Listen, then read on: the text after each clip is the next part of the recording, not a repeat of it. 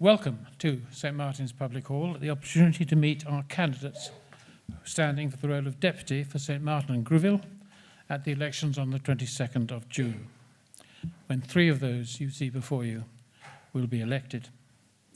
I'm sure the candidates will be pleased to see that you have eschewed your usual Friday evening entertainment to come and meet them. I was approached by the candidates to chair this meeting. I have nothing to do with any of them.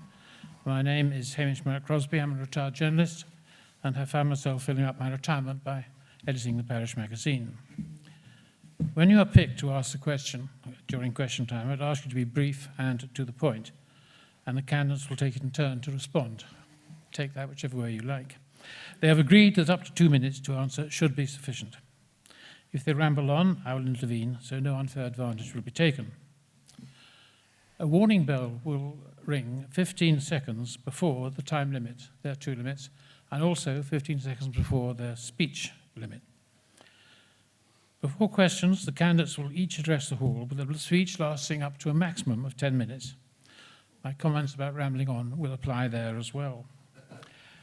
My role is to chair the meeting, not to take it over, and to act as a conduit later on for your questions. It's on the basis, and I'm embarrassed to admit it, it's not me you've come to hear. We'll get on with the meeting, and the candidates will be addressing you in alphabetical order. The first to do so will be Binay.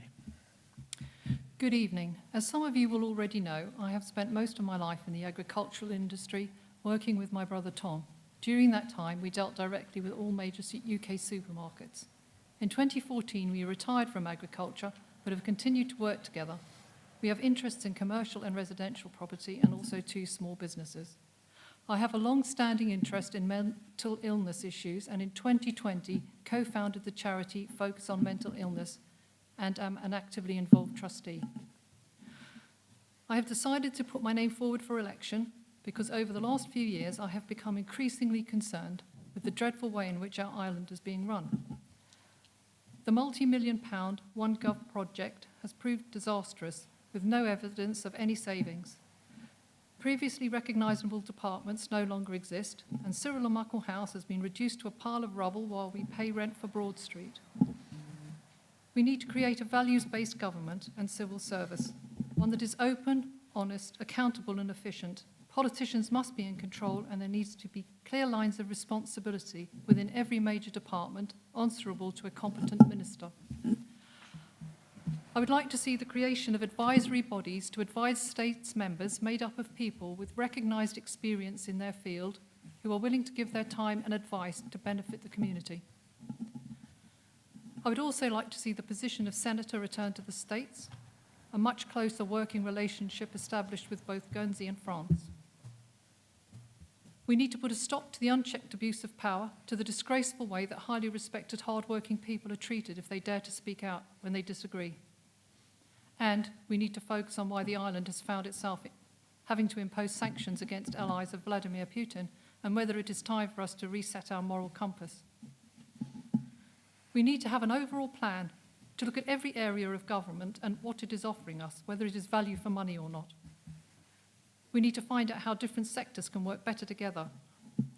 Find out what the island needs and make the very best use of brownfield sites rather than build on greenfields right next door to them. We are facing many very serious problems, including the economic problems created by Brexit, COVID, and the dreadful war in Ukraine. Skilled workers are leaving all sectors of the civil service, healthcare, education, the police force, etc., because they feel undervalued and unhappy with the culture of the department they are working in. Others are leaving because they can no longer afford to live here or buy a suitable home. Our health service is in disarray. We have a chronic shortage of healthcare staff, ever-increasing waiting lists for outpatient appointments, and seemingly, unless you have the ability to pay, you can find yourself waiting interminably for a consultant appointment or an operation. The Jersey care model has turned out to be nothing more than, if you need help, try this charity. The costs of long-term care are astronomical, and many are extremely worried because they are struggling to find the means to pay. The civil service has increased by 800 people. We have a £500 million pension deficit. We have spent £100 million on plans for a hospital in the wrong place, with a further round about £1 billion penciled in to build it. We have employed endless consultants, many with no connection with this island, for advice. yet find ourselves in the worst position that I've known in my entire lifetime. Perhaps we should be asking them for our money back. We must not continue on this road to financial suicide, pushing all the problems we create down to those that come after us. We must spend money as if it was our own, as if we personally were responsible for repaying it, and we must spend it where it will have the best effect and where it is most needed. I've touched on only a few of the many significant challenges that lie ahead, and I do not pretend to have all the answers, but I've spent a lifetime helping to solve difficult problems and will, if elected, do my best to gather information to be able to make informed decisions. I appreciate that the comments I've made are island-focused, but if elected, I would not only seek to play an active role in sorting out the broader and more complicated issues that currently face the island, but would also strive to be a good deputy for both St Martin and Grouville. Thank you.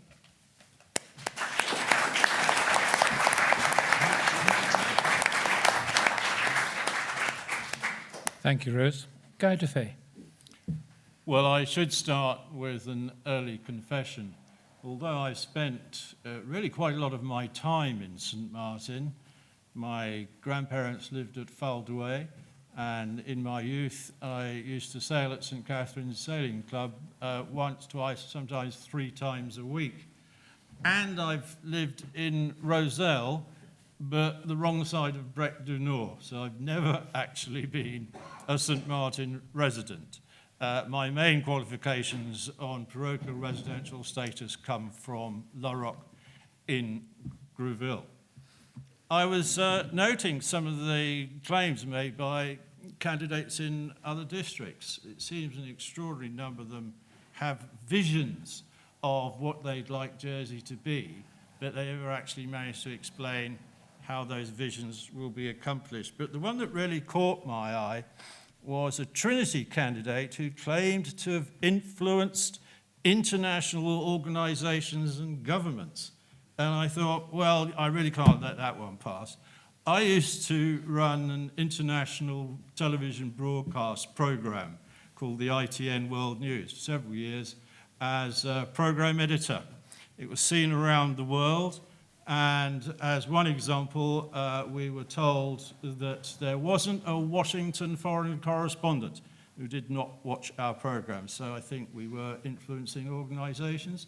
And I can tell you as a fact that when News at 10 negotiated an interview with Mikhail Gorbachev, he agreed to it on condition it was shown on the ITN World News. And I was the guy that agreed that and paid the several £1,000s for the satellite time.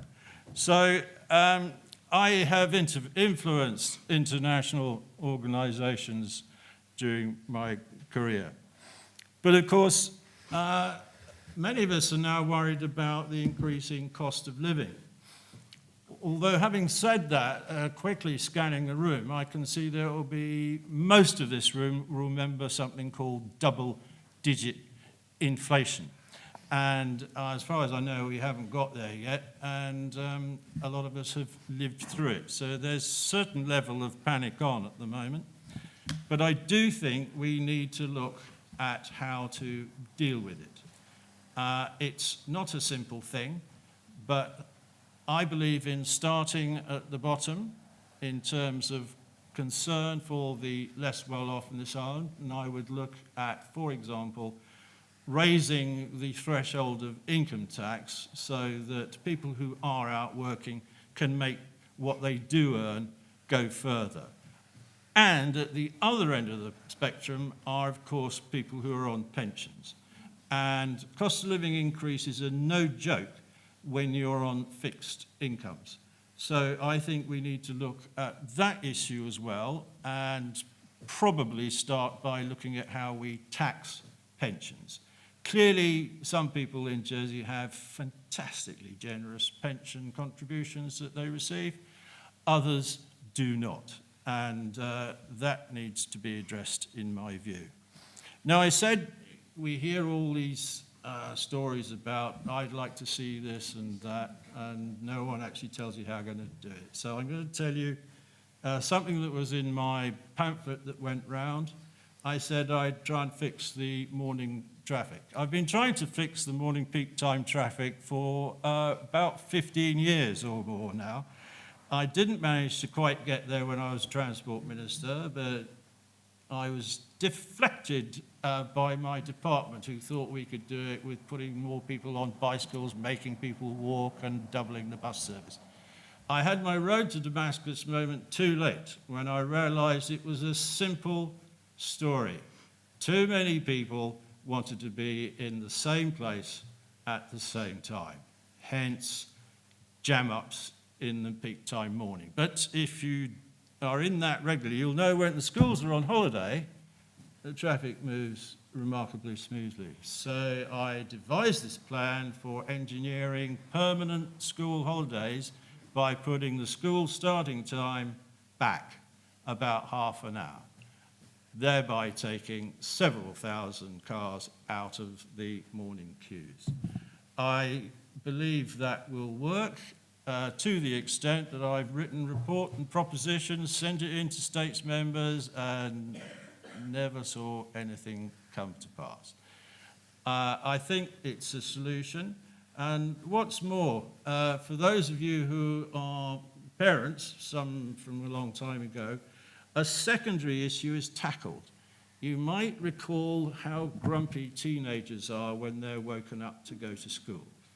Well, starting a bit later actually sorts that problem out, and in Canada they have late starts, and surprisingly, if school children start school at 9:30, 10:45, the grumpy, groany approach changes to bright and ready to learn, and teachers have been absolutely astounded. So there's a kind of win-win in what I'm planning. Now, that's just one of many, many things I'd like to do, but obviously the biggest the biggest problem facing us is the number of people living in this island right now. And I do want to clear one thing up, because a constituent gave me a hard time the other day and said, I'm not voting for you, you want to reduce the population to 80,000. No, I don't. We've missed that vote a long time ago. We've missed the 86,000 vote, and by a complete fluke, we've gone from apparently 107,000 down to 103. No, all I want to do is get some sense into this process and put the brakes on, because whilst it's great for us all to talk about having affordable housing, what a great idea, of course. If houses are expensive, let's have affordable ones. It's a question of supply and demand. It's basic economics. And if you keep pouring people into the island and you don't keep building enough houses, the supply never catches up with the demand. Now, I put forward a solution. I'm a big fan of reclaiming land. Now, for those of you who aren't aware of the figures, you will be aware of La Collette 1, where the electricity plant was, La Collette 2, which has got the energy and waste plant and all sorts of industrial stuff going, west of the Albert, all that together, and I know I should do this in verges, but or hectares, but it's roughly 200 acres of New Jersey land that was reclaimed. And I simply say to people who complain about it, oh, fine, but if we weren't putting all that stuff there, where exactly would you put it? And I think that a primary solution to the problem we're currently facing is stay off the green fields, use up the brown fields, but for goodness sake, let's find another site or two to reclaim some land, and then we can utilize that. Frankly, we're going to have to do it at some point anyway, because we're going to have to look at our sea defences. On which subject, what a lucky parish St Martin is. I mean, at one point with Gorey Castle, very long time ago, Gorey was basically the capital of the island, and you've been having good luck ever since then. You were very nearly a Royal Naval base, and you still have St Catherine's Breakwater as probably the most beautiful and expensive dog-walking promenade in the whole of Europe. It's absolutely fascinating. But I would suggest And this is not one of my proposals, but I would suggest, are there not other things that we could do with St Catherine's breakwater other than walking along it and fishing off the end? And maybe there are. Maybe there are. It would, for example, be a very interesting offshore wind farm. It would be one of the few offshore wind farms where you can walk to the windmill and climb up it to oil the works without having to get a boat out. It could generate electricity. It could generate hydrogen. And you could suddenly find that St Martin could be having cheap energy for itself. I would hope that perhaps with the new constituency arrangements you might consider sharing it with Grouville, if that was how things turned out. I have the ideas. Thanks for listening.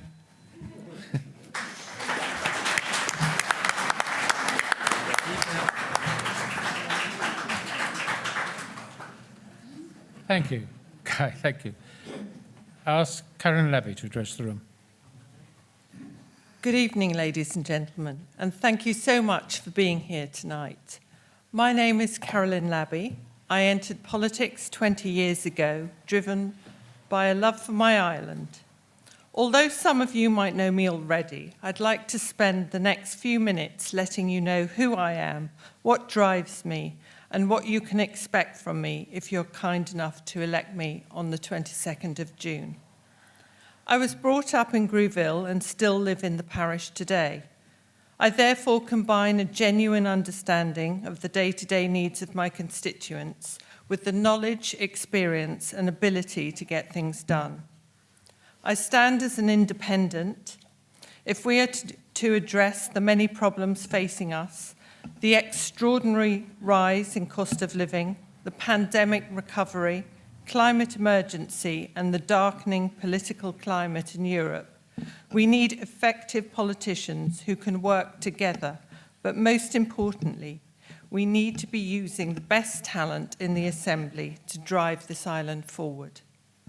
My platform has always been one of service to my community, be that at parish, island, or international levels. As chair of the COVID Community Task Force, I helped ensure that the most vulnerable islanders were served by voluntary and state services during the pandemic. As one of the longest-serving female deputies, I have championed efforts to increase the representation of women in public life. I also led the successful campaign to extend the franchise to 16 and 17-year-olds.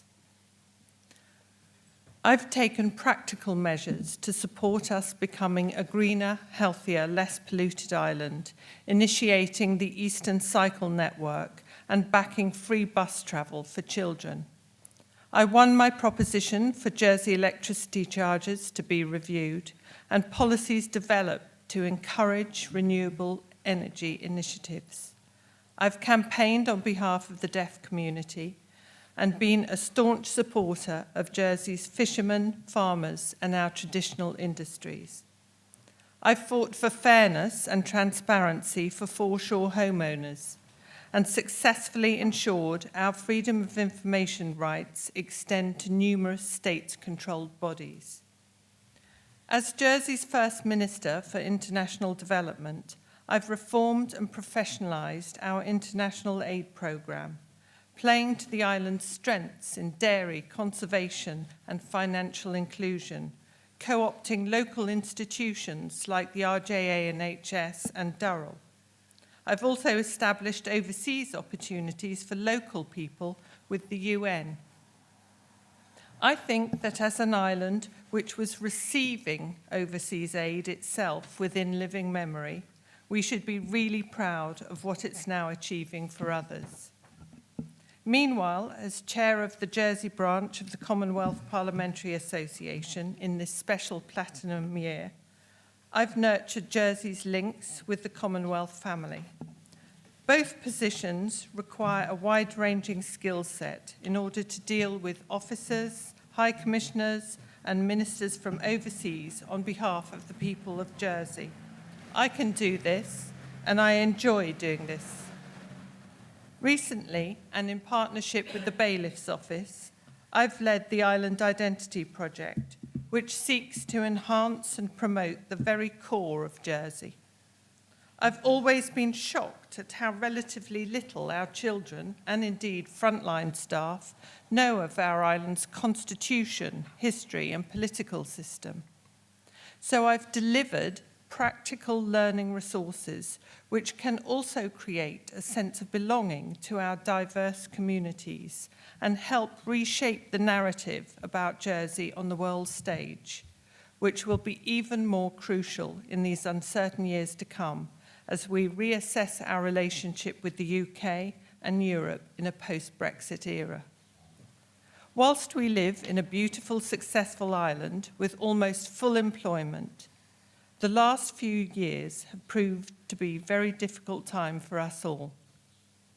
We have just experienced one of the biggest peacetime challenges in generations, where almost total focus was directed at managing and protecting the health of our community, whilst also supporting our economy with no guidebook to show us the way. There continues to be a great deal that urgently needs doing, and getting the balance right between the economy, environment, and community is vital. Jersey is now faced with an aging demographic and a shrinking workforce. Yet we need properly resourced public services, enough staff to satisfy business needs, and we need to ensure our children can afford homes in their island, and there's no silver bullet. But rather than sit back and criticise, I prefer to look for solutions. I have identified some focus areas that need to be worked on in the next 4 years and beyond, which I hope you'll read about in my manifesto. But to touch on a few, they include developing a self-sufficient economy by increasing a skilled workforce, by investing in a skilled workforce with apprenticeships, making us less reliant on outside support is key. Providing more focused and support for our traditional industries, properly resourcing our health service to attract frontline medical staff with good working conditions. Health and well-being must be a cradle-to-grave experience. We're all feeling the pinch with global cost of living rises, and efforts must be made towards a more equal society, with our wealthiest incomers paying a fairer share. Our young people are leaving because it's too expensive, and like my boys discovered, there's a more vibrant life to be had in London in your 20s. But they might return one day because Jersey is home. We need to provide decent-sized homes with amenity space cheaper.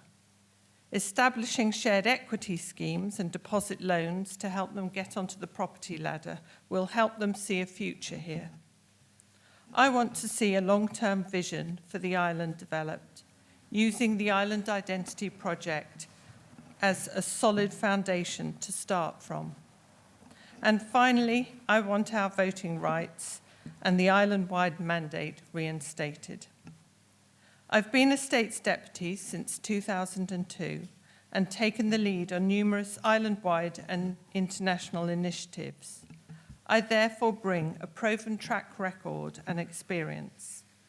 In my home parish, I've consistently fought against inappropriate development with great success, I might add. I've initiated and continue to be involved with various community-based initiatives, and with your constable, I'd be happy to extend or help set up similar schemes in St Martin, such as the Community Support Group, which helps parishioners in their day-to-day lives. My surgeries are, I believe, essential to keep me in regular contact with constituents. And I can't forget the women's networking group, Grouville, which I established to mark the 100-year anniversary of women getting the vote in Jersey, which can so easily be extended to include Les Martinelles, to create a real force to be reckoned with in the east of the island. And I pay tribute to all the volunteers who deliver services which help enhance our wonderful parish communities. Ladies and gentlemen, if I'm re-elected, my pledge to you is a simple one: to listen and to continue to work hard for our whole community at parish, island, and international levels. Thank you.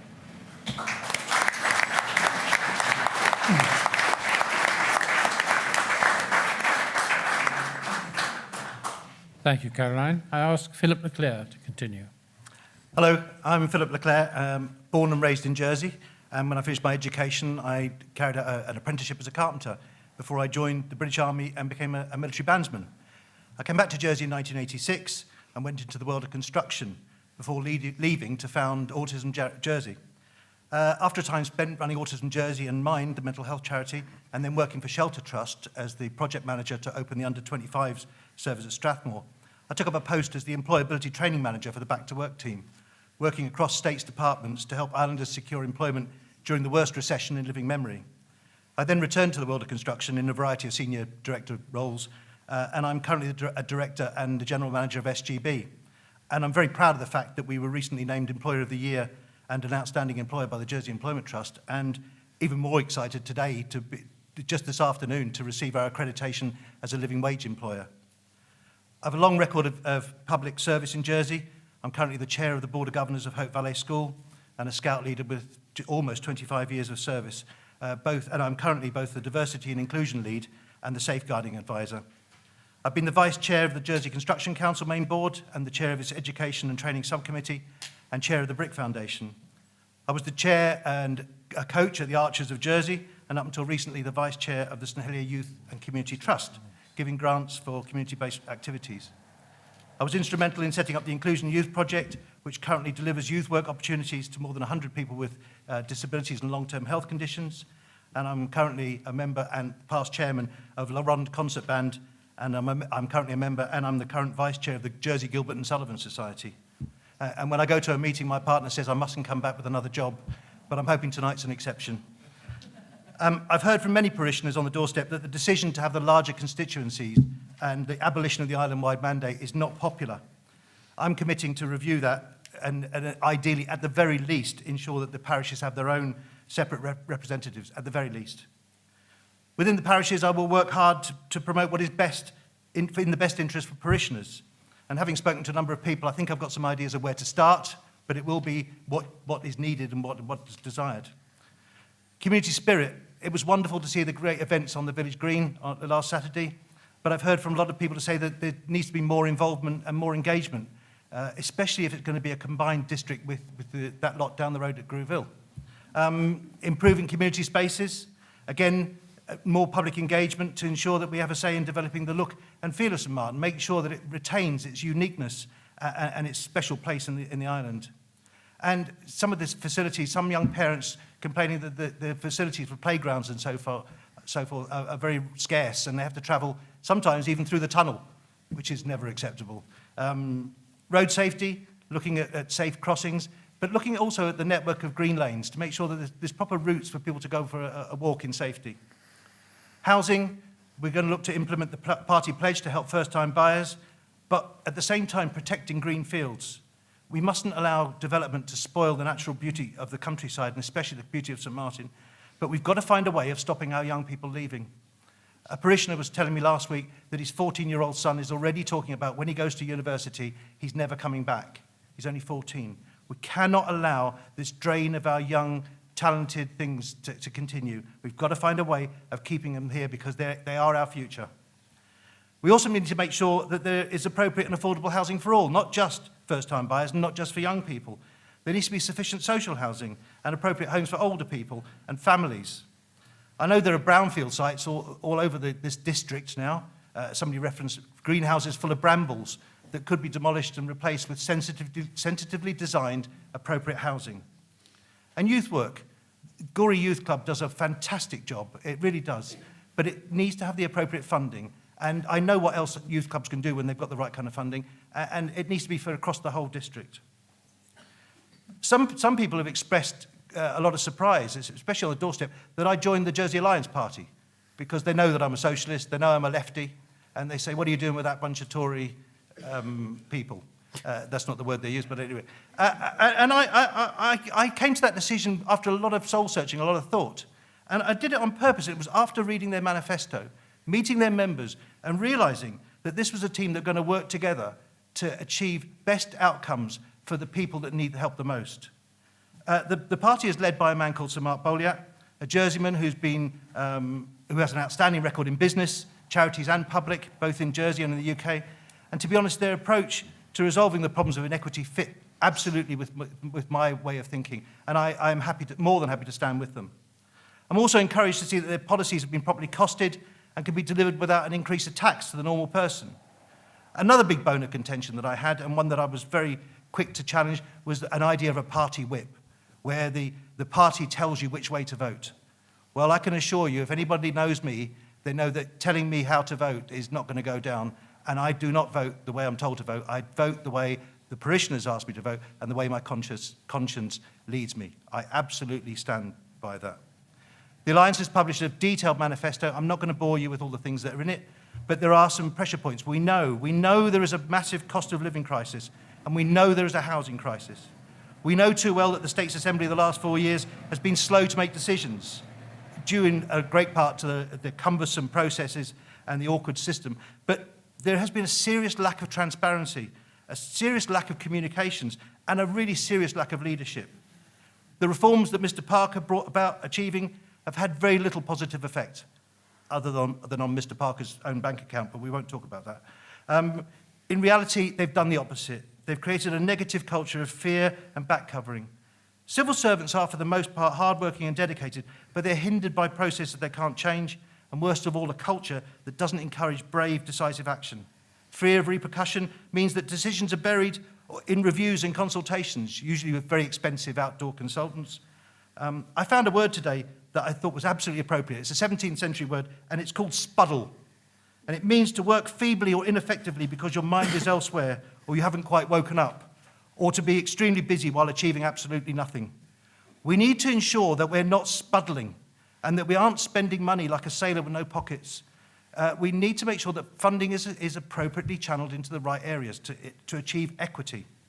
And my significant amount of time in procurement will help me to achieve that.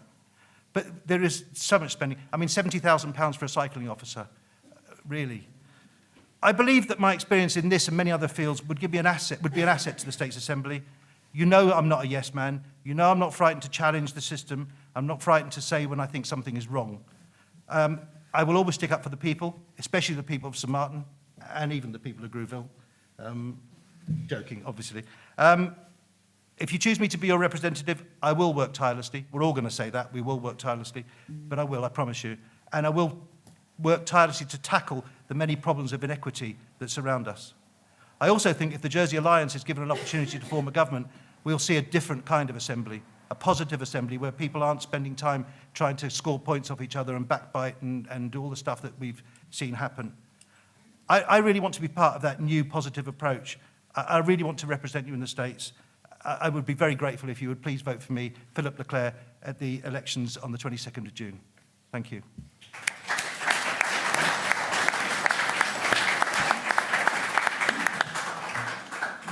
Thank you, Philip. Steve Luce.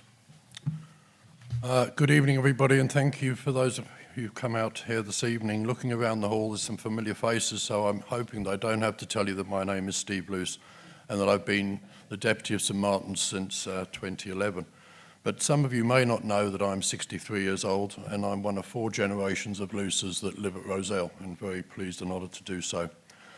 I spent the first 29 years of my life living in St Clement's. I went into St Clement's School, I went to college, and I attended the Royal Agricultural College in Cirencester, but I didn't finish my course there because by that time I decided that I wanted to come back and somehow become a farmer in Jersey. And I did that. I went into management at a big farm in Trinity. But in 1988, I was greatly honoured when Brigadier Lompier Robin gave me the lease of the farm around Roselle Manor, and I moved there with my family. I had a dairy herd of cows, produced milk, potatoes, flowers, vegetables. In the mid-90s, I teamed up with a friend, Chris Musray, and took over the Jersey Oyster Company. And later on, we bought Happy Hens and produced some free-range eggs. During that time, I was chairman of the Young Farmers Club. I was chairman of Countryman's, president of Countryman's. I served on the advisory body at the Philip Millward Training Centre. I did 2 sessions on the youth panel. I did 2 sessions on the Jersey Police Complaints Authority. I sat on the executive committee of the Chamber of Commerce and on the councils of both the RJA and the Farmers Union. Some of you may know that I come from quite a musical family, and I'm certainly not a great musician, but Methodist people around the island have tolerated my organ playing since 1983. I played first at Georgetown, then at Samray, which was a very small church with a harmonium, and on a sunny Sunday in the summer, I'd sit there pumping away at the pedals and picking up a real sweat. But anyway, when I moved to St Martin's in '88, I became one of the organists at St Martin's Methodist Chapel, and I still am. I also, in '88, when I came to the parish, joined the lifeboat at St Catherine's, and I'm very proud of my work there. I served on the crew, and I still serve with them in a capacity on shore. I've now been a States member for 10 years. I've been chairman of Scrutiny Panel, vice chairman of Scrutiny Panel. I've sat on the Legislation Advisory Panel, and for the last 3 years, I've been a member of the Planning Committee. I've also, during that time, been Minister for Planning and Environment. I've brought successful propositions to the States to build houses on Ann Court and to increase the funding for the Women's Refuge. During my time as Minister, I formed something known as the Cleaner Water Group, which brought the farming industry together with the Environment Department and Jersey Water to seek ways to improve the quality of the water, the stream water around Jersey. I also took unilateral action to increase the protection zone around the Equihose to protect it from French dredgers, much to the displeasure of some people in Carteret. 3 years ago, Senator Steve Pallett and I decided to form a party, the Progress Party, because we felt the government was forgetting about islanders. They weren't delivering value for money, and we felt that party politics was a better way of trying to deliver results. We feel that we want to reinvigorate confidence in government.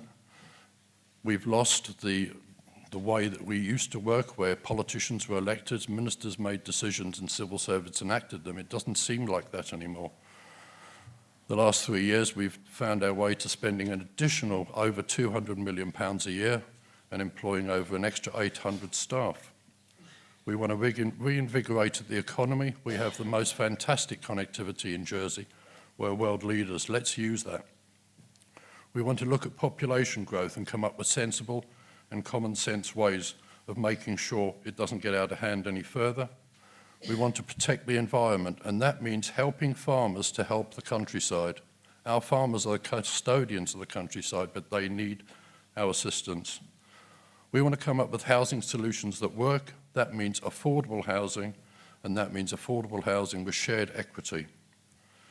We want to do and deliver a better health service, and primarily I want to look at doctors. The amount of money that doctors get hasn't changed for over a decade.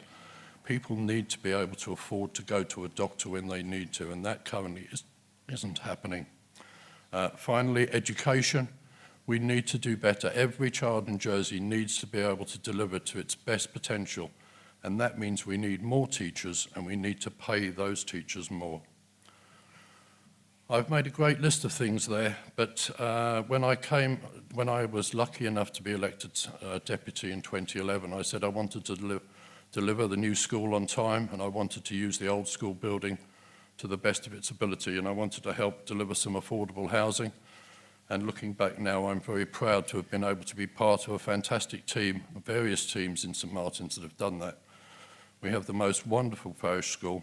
We have made the very best of the old school facilities. I hope parishioners appreciate that, and they appreciate the village green, which is a wonderful asset given to us many years before I became deputy. One of my most recent successes in the States Assembly was to convince States members that we would rezone another field in St Martin's for retirement homes.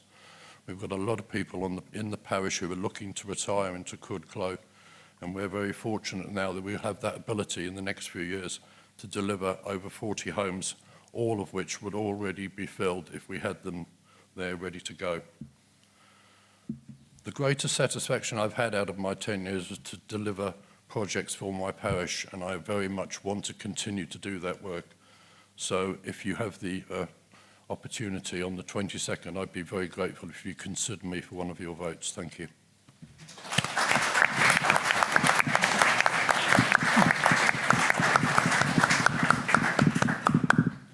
Now, to complete the round of opening speeches, I would ask Piers Sangata. Good evening, ladies and gentlemen. My name is Piers Songon. I'm a born and bred Jersey Bean and grew up in the parish of Grouville. I'm 32, a husband and father of 2 daughters, one in primary school and the other just about to start nursery. I have a Bachelor of Science in Conservation Biology and a Master's in Island Biodiversity and Conservation. I hold professional memberships to the Royal Society of Biology and the Countryside Management Association. In 2012, I started my ecological consultancy, Songon Island Conservation Limited, which has now proudly been serving the island for 10 years. As part of the company's portfolio, I have worked alongside many sectors, including the development, conservation, government, and agriculture. As part of my work life, I sit on the Technical Advisory Committee for Linking Environment and Farming, which is an international farming standard for environment. Recently, I have been involved in providing education about our island's protected species and ecology, both here and in our sister island a bit further north. As part of my company's commitment to the island's ecology, we also undertake a number of research projects. Our work on one of our island's bat species is now helping with research and conservation efforts on mainland UK and on the edge of Europe. Part of the key work I've been involved in is not just about protecting our island's wildlife, but being able to find the middle ground to achieve goals of all parties involved, particularly when it comes to development and agriculture. I've become disappointed by how the environment is considered in the state's policies and that international agreements are often ignored. Our natural environment is one of our island's greatest assets, with a wide variety of species and habitats which link to all works of life. I'm keenly aware that to succeed in protecting the natural environment, we must look for a balanced approach.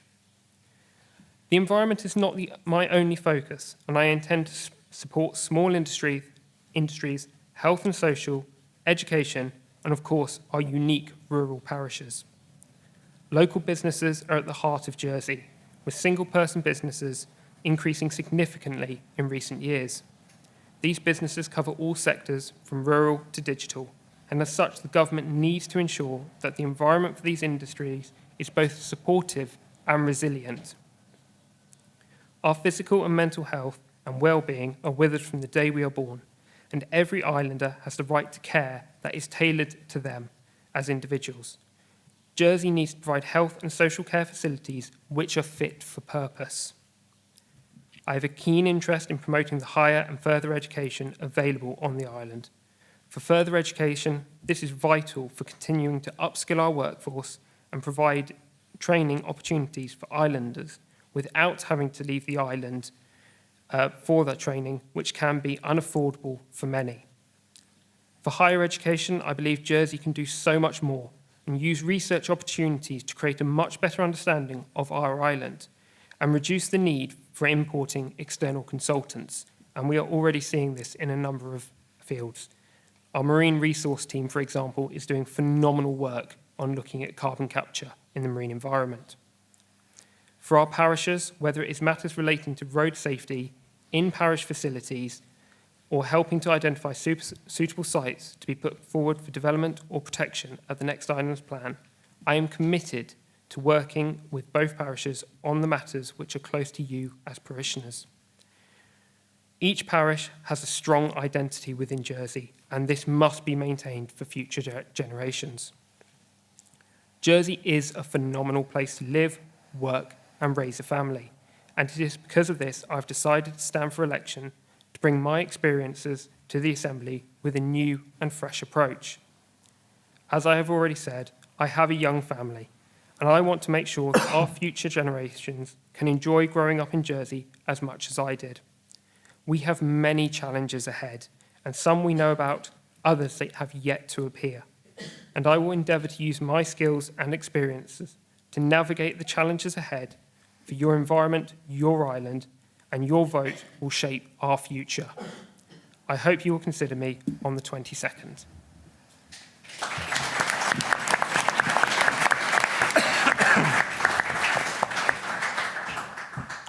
Thank you. That brings that part of the evening to an end. I'm going to throw open the possibility of asking questions now. Perry is hanging around at the rear of the hall, clutching a microphone. He will come to you. Please wait till the microphone arrives when I pinpoint who is going to answer the question, because it is being recorded and therefore it can't be unless it goes into a microphone. It's a strange thing, but it happens that way. So I therefore will ask you to ask your questions with a degree of pithiness, if you like, and I will cut in if you start rambling on and making a long speech. So let's have hands for questions, please. There's a lady in the front here.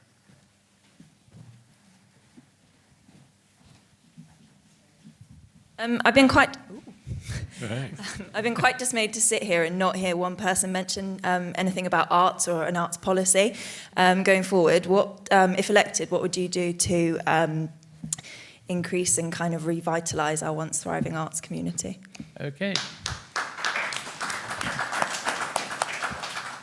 Future for the arts. Start with Guy Defay. I'm afraid I'm going to probably disappoint you to some extent. I'm a great believer in art in schools. I think that that is a vital part of any education, and I was hugely disappointed when at my particular place of education, after doing art for a couple of years, I was told it's either that or German, and I'm afraid I chose mistakenly German on the basis I thought that the European Economic Community was the way forward, and was proved quite seriously wrong over time. I'm having a bit of a run-in with the current Assistant Minister responsible for arts, because I have a very strong view that art is for rich people. If you know anything about art history, you'll know that the greatest works of art were all commissioned by popes, by kings, by dukes, essentially people who had lots of loot and knew what they wanted to have done for them. And it was the Communist Revolution that suddenly produced public art, mainly because they acquired all the Tsarist art, i.e. like the whole of St. Petersburg Palace, and thought, what on earth are we going to do with all this stuff? So art became public. I have to admit that over the years I've not been impressed by public art in Jersey. There are a few things that are great in Liberation Square, the one with the flags. The cows are super, but I'm not going to plough lots of money into art. Caroline. Thank you. Well, obviously the last 2 years have been quite difficult to participate in the arts, but I'm very aware that there is huge amounts of talent in the island, musical, all kinds of talent in all spheres of the arts world. In 2005, I brought forward the island's first cultural strategy, and that has been in need of updating for some time, and I'm happy to say a strategy, a heritage and arts strategy has recently been brought forward. Also, a couple of years ago, the states decided, and I put my name to it because I'm a huge supporter of arts and culture, we decided to give 1% of our GDP to the arts, which I'm hopeful we're going to start seeing the benefit of now that the society can get going again, and creating a vibrant society that we all need and love and keep young people here. And with a view to some of the questions that happened last night, I contacted the Assistant Minister whose portfolio it is, the arts, and apparently the Opera House is reopening again in summer 2023. Well, that's some bit of positive news. Philip Leclaire. Thank you. Our manifesto does talk about the arts in a much broader way, and I'm obviously involved because I'm a musician. And I think the last 2 years, if it hadn't been for the arts, the strain on mental health would have been significantly greater. And it was art that got us through, if I'm asked for my opinion. To pick up on somebody else's point, music for all, art for all, it should be across the board, and access to art in whatever form should be free and easy. Lifelong education, further education, it's very difficult for retired people to get onto courses at Highlands because it's very expensive. So we want to look at that and make sure that there is access and appropriate use of it. And I was talking to the managing director of Jersey Development Company this morning about future plans and the way the island's going to go, and was very keen to discuss. I'm very pleased to hear from him that there are large areas set aside that are going to be specially designated for public art, and that's in multi-use spaces. So it can be used for gallery space, it can be used for active arts, it can be used for the performing arts, in a whole range of different things. I think art is the thing that makes us human. It doesn't matter how much money a society's got. If you haven't got art in it, if you haven't got beauty in it, what's the point? Thank you. Steve. Steve, please. Yeah, thanks for the question, Molly. And I'm just taking on from what we've just heard. I mean, I think that the waterfront has a fantastic opportunity. There's a commitment, certainly in my manifesto, to try to develop a cultural quarter down there. And it's close to the Opera House. And certainly Sir Philip Balash has promoted a National Gallery for a long time. And we agree with that. A concert hall for, proper orchestral performances would be marvellous. Okay, maybe it's a bit of a pipe dream. But we have made that decision, as Carolyn said, to commit 1% to arts and culture. And that's really important. And what we need to do is to make sure that money, some of that money gets filtered into the maintenance of the physical structures. That's the Arts Centre, that's the Opera House, and wherever for that matter. But I just want to finish with this, and that's reading from my manifesto, and it says this: a strong and civilised society acknowledges the value from economic, educational and cultural perspectives of investment in the arts and our heritage. The arts enrich society and ennoble the soul. They offer opportunities for creativity, innovation, self-fulfilment. We will seek to link government with philanthropic individuals to develop Jersey's cultural estate and to create exciting new institutions. So that's my answer to you. Thank you. Here's Sangha. I initially wrote down all the things that have already come before me, but I was thinking about this because I've never really considered myself that interested in the arts, although I come from a bit of an arty family. And my family was involved in the textile industries over here. But as I was thinking about it, I realised that one of the things I've done over COVID lockdown was actually I've got back into small miniature painting as part of our mental health. And it was just that thing of when you phrase it slightly differently, it's very easy to think of the arts as the big statues, the big performances, but there's small arts that everyone does every day in their house. And I think it's really important that we also try and remove some of the stigmas and the conception of what art actually is, and that it can be a huge variety of things, whether it's your small bit of needlework that you do in the afternoon, whether it's some light bit of painting you do, and it all serves a purpose. We've got some fantastic artists in the island, and I've managed to work with some of them as we've done some fantastic installations for environment. And I'm really glad that we're getting this extra funding into that. I was very disappointed to find out that when actually the policy was all developed, they used external consultants rather than actually using our local talent, and we've got some fantastic people that could have actually helped produce that document. So we also need to give the recognition to the local talent we have on island that they are capable easily of helping develop these policies on island without having to go off island as well, and particularly from the younger generation. And Rose Binay to round up this particular question. Yes, I'm very much in favour of supporting the arts. I think we should have had proper funding in place for the Opera House, that it didn't fall into the state that it's in at the moment. It should be a proper planned continuing. Sorry, Rose, could you talk more into your mic? Oh, sorry. Yes, I'm very much in favour of the arts and funding the arts. And I think that we should have had a proper funding in place to keep the Opera House properly maintained, that it shouldn't have fallen into the state of disrepair that it is in.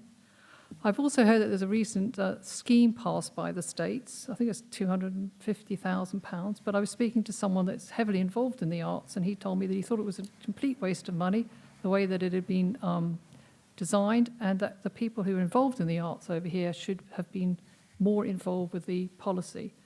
And I think that's absolutely right. I think that's happening in a lot of things in government, that people that are actually involved in doing the job are not asked, and then people up here go and decide what we're going to have and how we're going to have it, and it's not the right thing to be doing, and it's a complete waste of funds, and I would like to look at that and see how we can improve that. But yes, I'm definitely, and I'd also like to see if we can help those on lower incomes have access to some of the productions that are put on if they can't afford a ticket. I think it's quite unfortunate some children do not have access to fabulous things that go on at the Arts Centre just because they don't have the money. Thank you. Can I have the next question? Who's got, there's gentleman in a green shirt over there.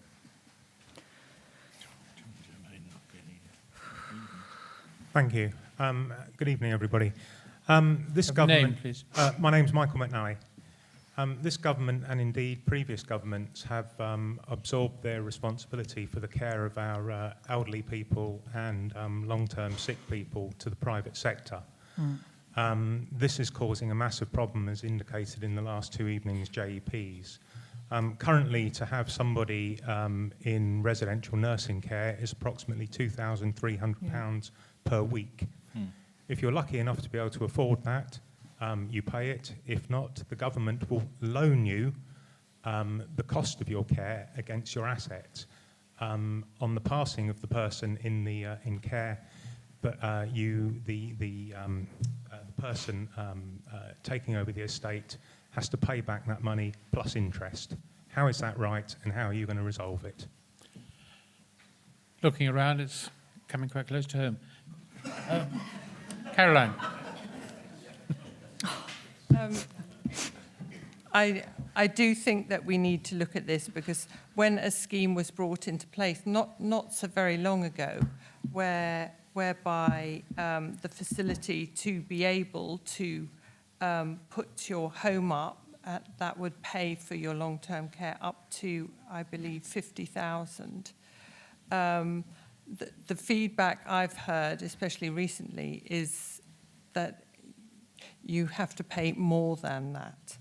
So I actually think that it needs looking at again. I mean, like I say, I think it was Senator Francis LeGraley that brought it in. So it's less than a decade old, but I would agree. I don't think it's working as it should, so it needs looking at. I must say I did chair a meeting at the town hall, including visiting speaker, i.e. Peter Roffey from Guernsey, and we went through this whole process, and everyone was very confused about it then, I think, as now. Philip Leclaire. Yeah, I remember going to a presentation when it was first talked about, and the contributions that were going to add an extra couple of % to our social security money, and that was going to pay for it. It was going to be some miraculous silver bullet that there would be no cost to the people involved, and you wouldn't have to sell your house, and it would be fine because everybody would be paying. And I remember questioning at the time, how could 2% on people's salary possibly fund something so expensive? But that was poo-pooed by the government at the time. It does need to be capped. It does need to be looked at urgently. It's broken, I think is the only word to say for it. There's a thing in the paper today where a care home manager is talking about a private GoFundMe page to fly staff in from across the world because we've got no care staff and the hospital's full of people that can't leave. The system is completely and utterly broken and needs to be reviewed as a matter of urgency. How do we deal with it at the moment? I'm not in the government at the moment. I don't know enough detail, to be honest, Michael. I'm answering a little bit off the cuff, and I don't want to make commitments because I don't think you should write policy on the hoof. But clearly the evidence is there, the front page of the JP every single night, and the number of people that I've spoken to on doorsteps in this parish and in Grouville in the last couple of weeks, it's clearly an issue that needs to have serious thought. Steve Luce. Yes, it's difficult to disagree with that. You're the second person, parishioner, who's mentioned that to me this morning. The one this morning was far less friendly than you've been this evening. It's clear that the care of the elderly is going to become an increasingly large issue. We know that between 2015 and 2035, we're going to take the population of elderly people from 16,000 to 32,000. So the elderly population is going to double, and it'll get there in the next 10 or 12 years. Personally, I've been trying to advocate for more nursing homes, more retirement homes, more sheltered accommodation. I haven't been successful in the wider island. Luckily in St Martin's, we're going to have a bit more sheltered accommodation. But the question you asked is, it's clear that it's not working well. This new system came in. The theory was great. Very soon after we started, the whispers from the Treasury were that it wasn't going to be anywhere like enough. The number was going to have to go up. The percentage would have to increase. But I think that the need for review is clearly there because it's not working the way it should be. Certainly, I recognise that we've got this ageing population. I recognise that we need to look after carers as well. I want to do more for carers. We need to recognise how much of the work they do is unpaid. And there's also a commitment in my manifesto for a dementia strategy. I know I'm going off the pace there a bit, but the island needs to come up with the ways that we're going to cope with the ageing population, and it's not just about homes, it's how we deal with them. Thank you. Piers Songa. Well, as others have said, it is very clearly broken, and when it was brought in, wages were one thing and housing prices were another, and they have all gone up since that time. I've been very concerned with the long-term care model as it stands at present, particularly the funding into the care sector, because it is a limited amount of funding. We are also in a situation where it is capping the wages of those who want to enter the industry. This means it's not actually a viable career choice for people to enter in. And as we have got an increasing ageing population in the island, we need people to consider care as a viable career that they would like to go into. We are past the point now where we can rely on people wanting to do it for the love of it. Cost of housing, cost of living is just too much. So in terms of the long-term care and the loan agreements, they need to be looked at. The times have changed since it was first set up, and it needs to be looked at in a lot more detail and made fit for purpose. Thank you. Rose Binay.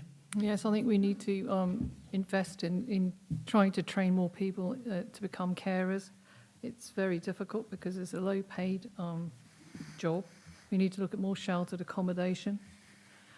And I'm also quite concerned about how everything seems to be getting put into the private sector, because all of these things then, to me, are you have to make a profit, and then old people are seen as maybe being cynical as a way of making a profit, you know, and I sometimes wonder if we shouldn't be providing some. Yes, we will need private sector, but I think we also need to have some government run services. And I also think we need to stop wasting money and start putting it towards the people that need care. I can't tell you how beside myself I am with anger when I see hundreds and hundreds of thousands of pounds getting spent on with nothing to show for it, and people are desperate that they can't pay for their relatives' care or their own care. I think it's just appalling. And Guy Dufay. It is astonishing, isn't it, given the average age of states members, what little attention they've paid to what happens to elderly folk. I emailed them fairly recently and said, I hope you do realise there's appalling lack of facilities in nursing homes, care homes and the like. And by the way, in 15 or 20 years, you'll be in one. And 12% of you will have dementia, which makes it worse. Now, how on earth is it that we've reached a situation where right now people can't be sent home from the hospital because there's not sufficient caring in the domestic premises? And I know for a fact that you won't get into a nursing home or a care home because they're full. And it is appalling, in my view, that this has become a private sector profit industry. I heard recently, I can't tell you it's true or not, I haven't been able to check it, but I understand that the outfit called LV, originally Lavender Villa, who now specialise in old people's homes, has been sold to a French company. Great. Oh, that means that this profit-making operating is now going to be subject to 010, i.e. pay no corporate tax in Jersey. We'll just take the money to France. Thank you very much. This whole thing is a shambles. It needs to be sorted out as a matter of urgency. Sadly, it'll be too late for my mother, who's 91, but it might be in time for me. Thank you, Guy. Right, move on. Another question. Gentleman there, Perry. Don Eddy. On June 22nd, three of you here will be starting a new role. I wonder what steps would you put in place to alleviate the cost of living rises being experienced by islanders at the moment? Something we're all aware of, the cost of living. Philip, you start this one off. Well, unfortunately, the cost of living rises are not being caused by anything that we've got anything to do with. It's been caused by Ukraine, by the war. It's been caused by Brexit. It's been caused of lots of things that we have no power over, unfortunately. So I think what we've got to try and do is concentrate on supporting the low-income families and those that are less able to support themselves. There's a very good scheme in place at the moment, the cost of living temporary scheme, that's giving £20 a week, £20 a month, I beg your pardon, £20 a month per person per month to low-income families, families that are on income support or just above that level. And I think that's where we've got to try and concentrate on support. Unfortunately, the cost of living is global. It's not just in Jersey. It's not just in the UK. It's the whole world, unfortunately. We're going to be suffering from this awful time. And I know even things like construction materials. We were at a construction breakfast last week where they were referencing that 40% of the world's porcelain comes from Ukraine. So there's going to be a massive increase in the cost of tiles and sanitary ware, and it's just everything. Everything is going to go up.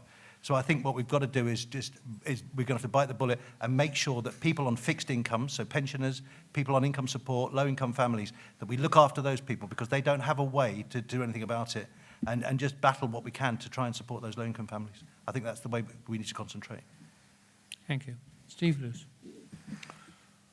There's no doubt that the cost of living is going to continue to rise and things are going to get increasingly difficult. I think personally when we get to the autumn and the grain does not come out of Ukraine as it did last year, that we're going to start to see some real problems. We will, as difficult as it will be for us, it's going to be far worse for people in some sub-Saharan countries in Africa where they rely 50% of their grain comes from Ukraine.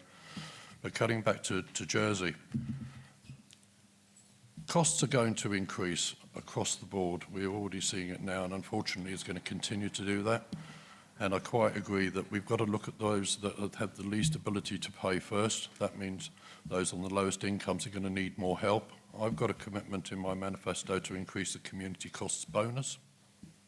But we're going to need to realise that some parents are going to really struggle to buy enough food. I've already committed to looking at the legislation which will force supermarkets to not dump food, so all food must be used as best it can. I don't like we shouldn't really be using food banks in Jersey, but we are, and we're using them increasingly more. We've got to try and find ways of helping those people who need food banks. I'm particularly worried about children. It's been made very clear to me in the last 10 days that it's not just tens of children that go to school hungry in the morning and don't get enough during the day. It's hundreds and hundreds of children that do that. We've got to find a way of helping those parents to feed those children properly or feed them properly ourselves in school, and the Jersey Premium could be added to. Some basic things we could look at would be increasing the frequency and the cost of public transport, so people can't afford to run their cars or can't afford diesel. Cheap, frequent buses would be a help. Piers Songman. Yes, everyone's already pointed out that the big issue has been the damage done in Ukraine and continuing on with the loss of the grain production, steel, porcelain, and now grain exports out of India are also being curtailed. So that's going to affect our agriculture even further. With the cost of prices rising, cost of materials rising, cost of things like housing is going up. We're then chasing wages also going up, and if wages go up, prices go up to cover that. So we're in a vicious cycle at the moment with only an upward trajectory. As my colleagues have said, it's really important that we can help protect the lowest earners, those on fixed incomes as well, so those on pension, but very importantly as well, it's those that are at the bottom end which are not already receiving support of the middle income bracket. They are some of the most vulnerable because they've got no support currently in place and they're right on the line. So we need to make sure that actually any support given out covers all of those that need it. I don't have a crystal ball. I can't look into the future and see if this is going to abate or when we'll get some breathing space. We can only hope that in some ways that the world economics kind of rebalance and that we can pick up from there. Thank you. Rose Binay. I think we could look at raising the tax threshold. I think we could also look at raising the level of basic pension. I think we also should have duty on marine fuel. I cannot understand why we don't. I think perhaps in the winter we need to look at lowering the tax that we apply to road fuel and particularly domestic fuel. And another thing I'd like to do is investigate. I've been told that some high net worth residents have got schemes where that they don't pay tax after a certain amount of time because they get companies to loan them money, in which case they do not actually have any income, and so they don't pay any tax. Now, if this is going on, we should stop this because it is utterly unfair on the other people that are paying their tax, and we could use that to do the things I've suggested, like raise the tax threshold and the basic levels of people's pension. Also, we need to stop wasting money, which is, I've already mentioned several times this evening. Guy Fay. Well, there's a number of things we could do, but of course it all needs to be paid for. And the last thing I'm going to suggest here is one of the first things to do for me, if I'm fortunate enough to be elected, is put your tax up. I have to be honest, nothing will happen very quickly because the first 2 or 3 weeks we'll be bickering about who's going to be chief minister, who's going to be a minister, who's going to be on the scrutiny panels, etc., etc.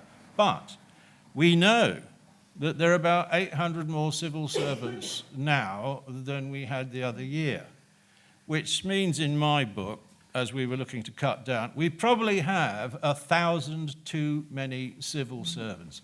That's where the money's going to have to come from. If we get rid of 1,000 civil servants who are probably all paid roughly 40,000 a year, probably a lot more, at minimum, we'll have £40 million to distribute for people who need to see their way through difficult times coming around the corner. That's the way to do it. We've got to reduce the size of government. Caroline Levy. Well, as has been pointed out, this isn't an island issue. It is a global issue, the rise in the cost of living. So we can only put in measures to mitigate the effects. We can't actually solve it. And I'd be interested as well in raising income tax thresholds to not only help those on low incomes, but those on middle incomes as well. The Social Security Minister has already given out, pledged an extra £20 per month per person for those on lower incomes. So I'd like to see the middle income earners helped. I would remove GST from initially local foods for local markets because I think that could help the local agricultural industry. I'd like to see, and I've put this in my manifestos, triple or double lock the pension, the old age pension, because I feel that when you're on a fixed income, it's incredibly difficult when things are going up as they have been. So that would be linked and locked into the cost of living. Initially, I would ask wealthy incomers to pay a fairer share. And then I'm afraid we might very well have to look at our tax across the board. Right, thank you. Question from the floor. Time for another one. Afterwards, start with the lady here. Lady in blue. Or green. It's a general question. Do you have any general ideas for improving the district, the new, bigger district that you each which choose to represent? So, start with Steve Luce. Yeah. you want to say- The question was whether I had any ideas about improving the districts or having bigger districts to represent. I voted in favour of the new districts that we have currently and we will be using. I did that for one reason and one reason only, is that I've always said that I believe that the parishes, each individual parish, should have its own representative in the States Assembly. And I always said that I would vote myself out of a job so that my constable could do that job, because I believe the constable is the #1 person to represent the parish in the States of Jersey. Do I believe that bigger districts, much bigger districts, could work? Certainly. If you want to go to the fairest system we could possibly have, to me, you'd have constables and the rest of the States Assembly would be elected on an island-wide mandate.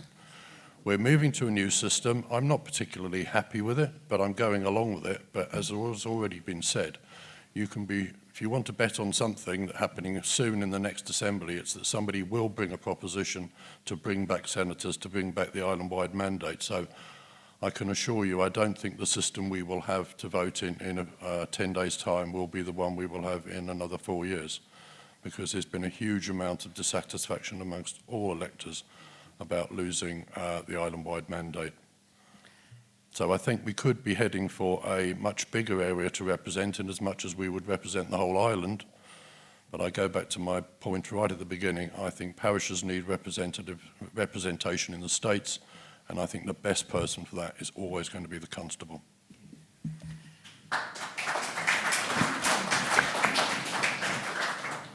Sorry, Longer. can I confirm, was the question about the districts, or was it about how to improve the district physically? How to improve the district? Yeah. Okay. I apologise, I misheard the question. Okay, so it's slight deviation then.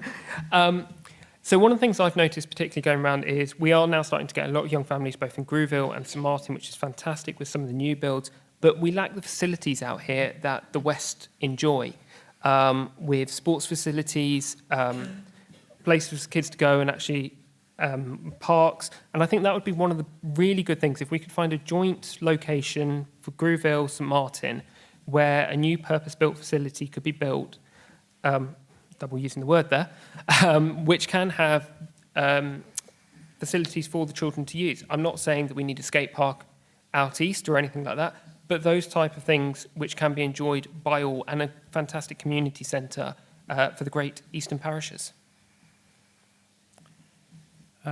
Rose Binay. Well, I think the facilities that there are... Oh, sorry. Could you come closer to the mic, Rose? What do you do with it? Sorry. I think the facilities that we have in St Martin are actually quite good. You know, I think as most parishes go, it's pretty well run. It's a really good parish, in my opinion. And if you build more facilities, then they've got to go somewhere. And that's the thing, you know, if you sort of build skate parks or other things, which fields are you going to use or which areas are you going to use? Yes, I'm all for having parks and planting trees and having so that people have more access to green fields. I'm absolutely in favour of that, and we could jolly well do with that in both parishes. Guy Defay. Can I just confirm, we're not talking about reviewing the electoral process. Yes, okay, thank you. Well, I think we all know what a lovely place to go and visit and enjoy a restaurant or two is down at Gorey Pier. But it's always struck me there was something slightly unfortunate in the sense that if you were on the pier enjoying hospitality facilities there, the one thing you couldn't see at the same time was the major feature of Gorey, which is the castle, which is obscured behind you by a row of buildings. I think that we will, in Grouville and St Martin, have to pretty swiftly consider climate change. Now, before the sea levels start rising over the dunes, the first thing that will happen is we're going to get some extreme weather. That means stronger winds, bigger waves, and we're going to have to look at sea defences. And I think we're going to have to think about how we might better protect Gorey Pier. Now, to do something on what will have to be a fairly substantial scale, because we're probably going to have to think about raising the height 3 metres or so above the current high tide levels. This is an opportunity, actually, to do a construction that could have numerous facets, one of them being restaurants you can sit out on an alfresco table and have a nice meal and look at Gorey Pier and the castle. There's opportunity for additional residential accommodation. All sorts of possibilities. Caroline Levy. Thank you. And just to be clear, I voted against losing the island-wide mandate. But that wasn't the question. How do you slip that in? I think I would look, I've always been keen to extend cycle and pedestrian routes. And I actually got the funding mechanism and the idea of the Eastern Cycle Network, which has not been progressing nearly fast enough. We don't necessarily need dedicated cycle lanes, but if we dedicated certain lanes to be cycling and pedestrian priority and made them unwelcoming for cars, I think we could provide a network not only in this district and Grouville, but across the island. I'd like to see that. As I've already alluded to, I'd be quite happy to help the constable if St Martin wanted it, to set up a community support group or women's networking group. And I think in this particular district, I think I'd like to see the boats between Gorey and Carteret reinstated. Gorey used to be the most fantastic, well, it still is a fantastic, vibrant place.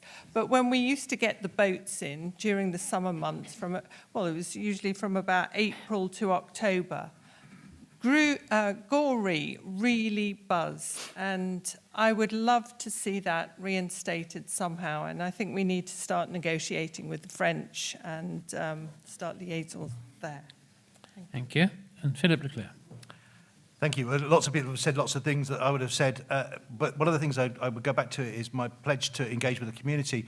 In the UK, there's lots and lots of facilities that were built by very clever councillors that the people don't use because it wasn't actually what the people wanted. So I think we need to find out what the people want. I would throw that question back to the community and say, well, what do we need? One of the things that has come up a lot on the doorsteps is the idea of a scheme similar to the St Clement's community scheme, where a group of volunteers can do things like doctor runs, hospital runs, picking up shopping for people. And one of my skills in other lives has been coordinating and getting volunteers together. So I think that's something that we could work at very cleverly, very hard with, if the Conitub is in favour of that kind of scheme. I think everything else everyone said, playgrounds has come up a lot. The young families, when I knock on the doors, they're talking about where do we take the kids for the swings and the slides and things. You know, there's limited. There are some, but they're limited. We want more, they've said. People have said. So I think I would throw it back to the people. I would get the people together and have lots of focus groups where we could get some ideas and then start. Say again, sorry. We've got permission to have playground for children. Yes, I know. But people, I'm just saying what the people on the doorstep are saying to me. You know. And I think the other thing is making sure that we have the proper activities for older people, that it's not just all about children, that we engage with the whole community. Thank you. And the next question, you were put off until now. Just behind you, gentleman who and then after that, the man in front. I think most people would agree that the island needs a population control policy. What would you see that looking like while still allowing health, education, hospitality and the service industries to bring in more workers? Yes, Population control. I bet you thought that wasn't going to be asked. Piers. What a lovely question. It's an incredibly difficult topic. It's easy enough to say, oh, we can let X number of doctors or skilled workers in, but most of the time they will also be coming across with a family and children. So it's not just a case of letting one in, one out, so to speak, because we desperately need to get the skills into the island. At the moment, we're starting to work in the opposite direction, but it's at the skilled level which we're losing. So we really need to change that around. In terms of the population, there's various schemes that have been worked all over the world. Australia and New Zealand have got very strict schemes. Guernsey has got a much stricter work permit scheme. So we need a scheme that's fit for purpose, but also allows the businesses on the island to actually utilise it to get the people in they need. Schemes at the moment where they might be able to get someone over for 6 months, but then they've got to go away for 3 months before they can come back for a 9-month stint, is not helping. These are skilled people that we need in and staying in to actually do the work. So we do desperately need to find a system that works for Jersey, which doesn't restrict our businesses and can actually attract the right people to the island as well. Rose Binay. Yes, I think our census figures are are much lower than we're expecting them to be, and I think people are actually leaving, and we may have an opposite problem where how are we going to attract people to the island, being as that it's very expensive to live here, housing is unaffordable, but we need to actually work out which people we need in which sector, and then once we've done that, if we must try and keep the people working in the jobs that they're already in, rather than see the skills that we need leaving the island or leaving the job because they're unhappy. And also have local training so that we can have more people trained to stay on the island in the jobs that we need. And after that, if we have a problem, we will have to bring in a system of work permits. That's how I think. Guy de Fay. This is a really intractable problem, kicked off essentially by 2 economic development ministers who didn't understand small island economics. And they were handing out work licenses like confetti. The target, I believe, has been for some time 700 a year, but as you will have seen reported, in the 4 years prior to the COVID pandemic, 1,400 licenses were handed out in each year. It's going to take an enormous effort to try and roll that back. You'd also probably be shocked to see what licenses are being handed out for. Apparently we had a shortage of hairdressers, and we had a shortage of manicurists and people painting your nails. Now, I'm not really sure what prompted the ministers in charge to think it was a good idea to keep expanding our economy in this way, because it was a grotesque failure. Every time you bring in more people, ideally high earners, they require a cadre of low earners to support and service their interests from everything across the board: health, education, fixing the car, painting the nails, going to the gym, you name it. We have made a mess of it, and it's down to 2 people. 2. And one of them wants to get re-elected. In fact, I think they both want to get re-elected. And there's nothing you can do about it in this constituency. It's in somebody else's hands. I did. The 2 previous economic development ministers, Farnham, Ozef. Caroline Levy. Well, as I said in my opening remarks, we've got an ageing demographic and a shrinking workforce. So it's not just a question of picking a number, because we need people, we need care workers, we need vibrancy in our community. And we have had rampant growth in the past couple of decades. And what we've got to do is find the balance between the economy, the environment, and the community. Suggestions in the census figures suggest that things have slowed down. So I think the optimum is to stabilise the population. I mean, there are mechanisms we can use, like a points-based system for bringing people in or not. And, of course, training our own is going to be key, absolutely key. And that has started to some extent now. There's been a huge amount of investment in education. 11 million was put into education a couple of years ago. And courses have been set up, like training nurses, social workers, and mental health workers on island. So that is going to be key. But what we absolutely don't want is for the population to start decreasing, especially decreasing at a rate when we all go into negative equity and have no jobs, or can't find anyone to do the jobs that we want to do. And Philip Leclaire. It's absolutely true. There is a shortage of workers. We referenced earlier the care worker shortage, but that's across the board. There are shortages of teachers. There are shortages in the health care scheme. It's not just hairdressers and manicurists. We can't find staff. The last census showed a rise of about 5%. The census before that showed a rise of about 11%. So it is slowing down and levelling off, but there is a massive lack of people here. I did a quick scout through the Jobs in Jersey page the other night, and there were more jobs on the Jobs in Jersey website than there are registered unemployed people. So we're already in a position of negative unemployment. So we've got to find a way of filling those important roles. And again, how do you define key role? Because is a cleaner important? Of course they are. But we've got to find a way of making sure that we attract the right people to the island and that we look after them. We also, I don't think it's right that we just bring them in for 9 months, take their work off them and then send them scuttling on home. We've got to make sure that we're treating people fairly and as human beings. But there is a crisis, and it needs a lot of people working together to come up with a solution. It can't be an off-the-cuff policy that we write here to try and get elected. I think it's something that's got to be taken very seriously and looked at by some very clever people. And Steve Luce. There's no good answer to any population question.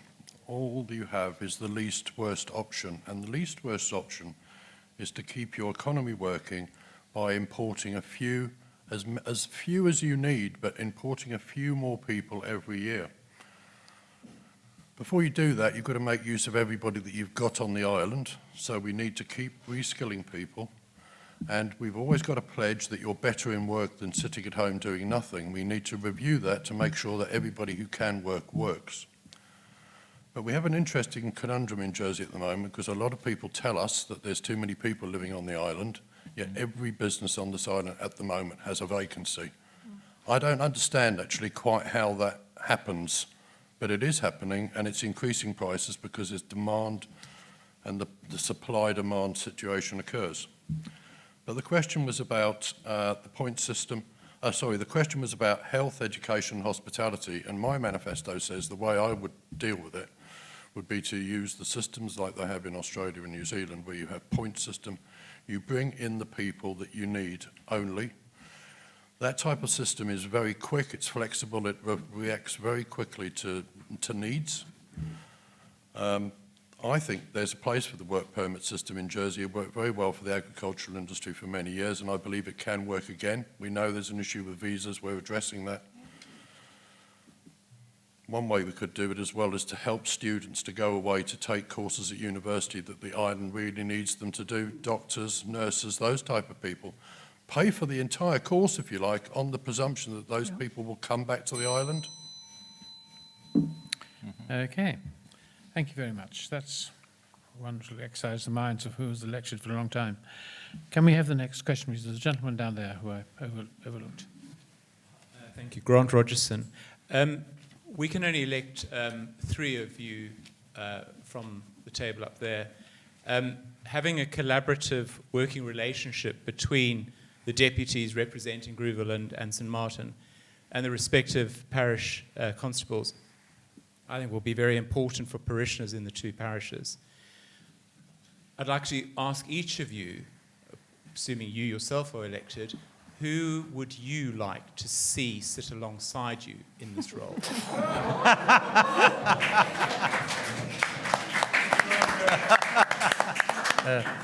Give the man a coconut. Well done. Well, you've got the joy of starting that one, Rose.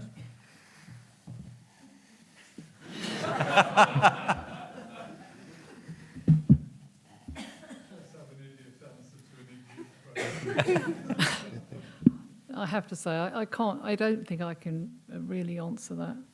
To be honest, I don't feel comfortable answering it. Sorry.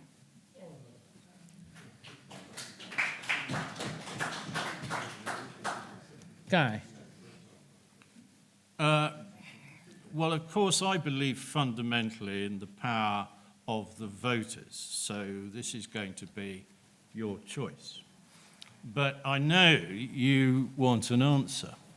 So to make things relatively simple, I would immediately eliminate the party candidates. I think political parties are a step back in time, not what Jersey requires, not imaginative, and full of ghastly issues that we've yet to encounter. Cronyism, nepotism, members having far too much influence over the elected states members in the party. No parties. And I would simply say to you, don't vote for a political party candidate. That eliminates two. Just made my answer easier.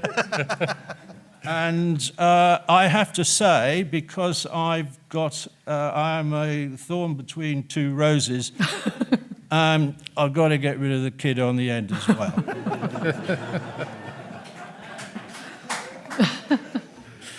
Caroline. Oh, thank you.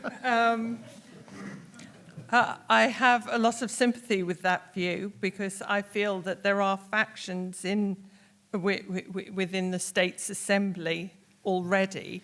There's this sort of government and scrutiny which has, well, certainly this last term has been like a them and us, which has been most unfortunate, and scrutiny should have never have worked like that. It should have been a critical friend.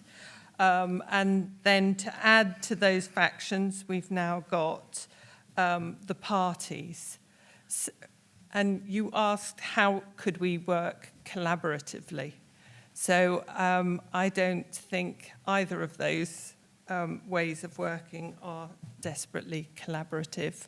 I personally much preferred the committee system, if I'm honest, where all states members had a say in the policy and going forward. So that would be a more collaborative way of working, in my opinion. As for naming people, well, you've said if we've got to get on with everyone, I'm not about to sort of insult half the platform.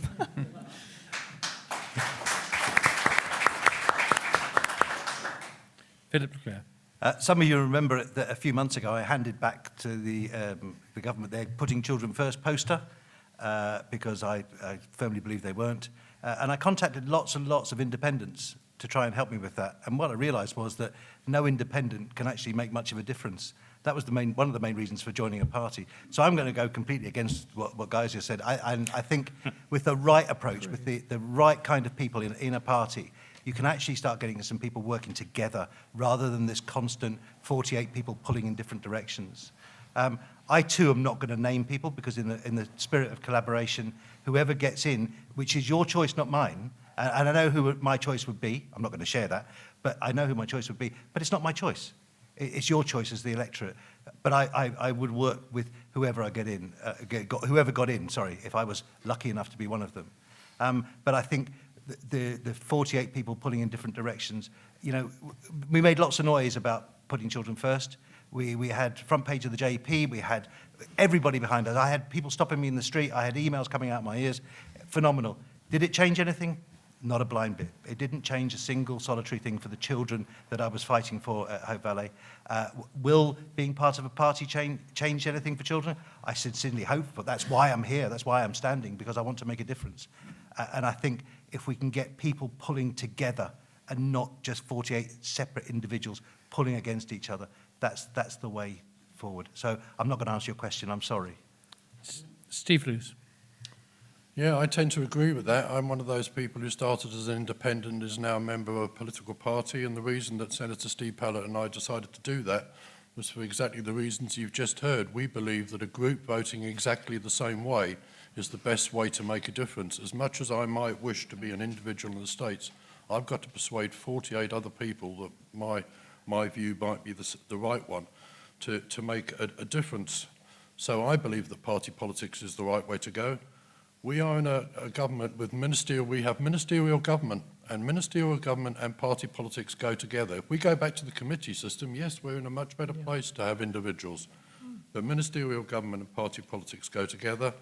Not everybody's going to agree with that, but my manifesto is there, and if I get elected, my manifesto will be the way I vote, along with the other people in my party. Hopefully, if there's 12 of us, we will be 4 votes instead of my 1 vote. But the question was, who do I want to sit alongside me in the States Assembly? Well, obviously, Senator Steve Pallett, and, well, he won't be a senator then, will he? Well, he'll be a deputy. Deputy Steve Pallett, Deputy Sophie Walton, and Deputy Steve Bailey. I couldn't possibly give you a decision on these other candidates. It would be very unfair. I look forward to working with whoever the electorate decide are the ones they want to be represented by. So, finally, let's see if the last person can avoid the question as well. Piers. Well, I've already been chucked off the stage, apparently, so...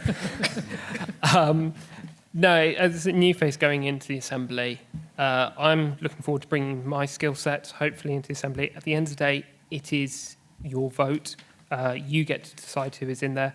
And then it's our responsibility as the Assembly to form a united working party to actually achieve what is needed for the island. Whether we like the people in there or not is completely irrelevant, because that's not what we're there to do. We're not going into the Assembly to make friends. We are there to serve you as the people of the island and represent your voice. From the people up here, I'm not going to comment because it's just inappropriate.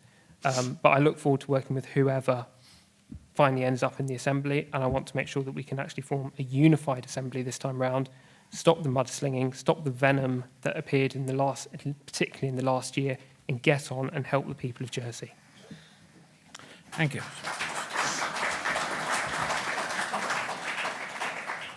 Looking at the time and judging how long it takes to get through 6 answers, this could probably be the last question, or one question followed by one answer question anyway. Now, someone over there, a younger person I see over there, in the blue striped shirt, very fetching.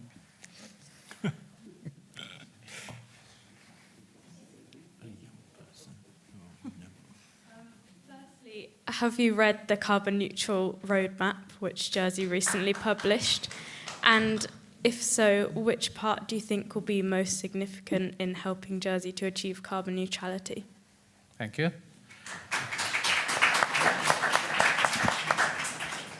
Guy Defay.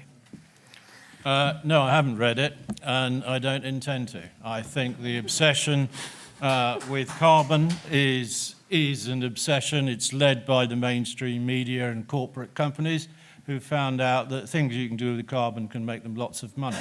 There is a carbon exchange index. People want to put carbon down old coal mines as though, we've only spent hundreds of years digging the coal out.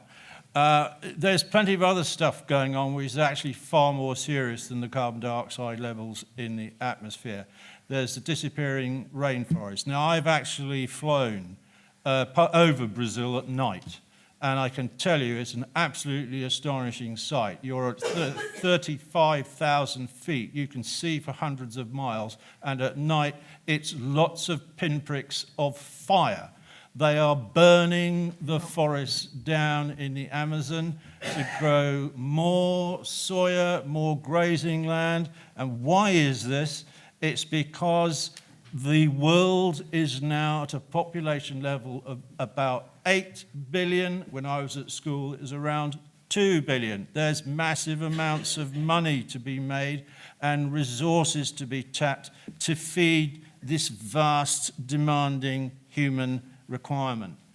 Plastic pollution, what a disaster. There's now microplastics on the top of Mount Everest, in Antarctica, at the bottom of the ocean, and below the bottom of the ocean. It's even in mother's milk being fed to babies. There's lots of other stuff going on. I think we're in a heck of a rush to get to carbon neutrality. I think it's going to cause chaos for poor people in this island. What's going to happen when suddenly you can't buy petrol or diesel for your car? We can't all afford trendy Teslas. Caroline. I think we have got to take this seriously. It is an emergency. If the temperature in the world goes up by 2%, most of 2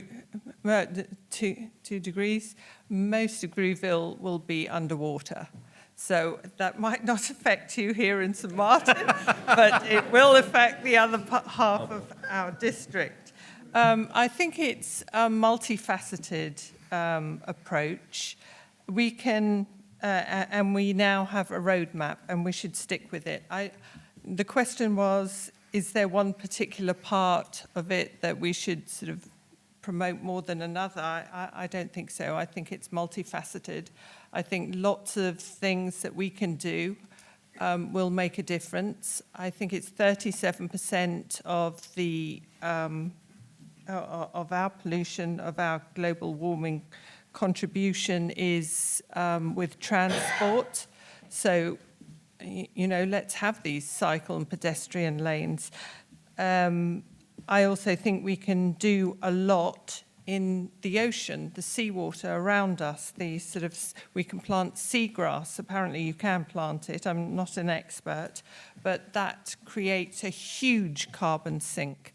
So I think there are lots of things that we can do and we should be doing. Philip Leclaire. Thank you for the question. It's a very good question. Yes, I have read it, and I think it's a wonderful aspirational document. But I think what we've got to do is turn that into a roadmap, into a route map with some very clear, achievable goals and aims. It identifies £200 million worth of cost to achieve carbon neutrality, which shouldn't put us off. We should be planning how we're going to achieve that. And the car, you know, I was just looking at some statistics. Housing in Jersey takes up roughly 3% of the land. Cars take up 10% of the land. But cars lie unused for 30% of the time. So the car is the baddie in the piece when it comes to it. But I think no government can just take the environment on its own. We've got to look at the way it interacts with everything else. We've got to find that money. We've got to make sure that we aren't making low-income families suffer because of a drive to achieve carbon neutrality. We should be absolutely meeting the international standards. We should. That should be our duty. But we shouldn't be trying to lead from the front.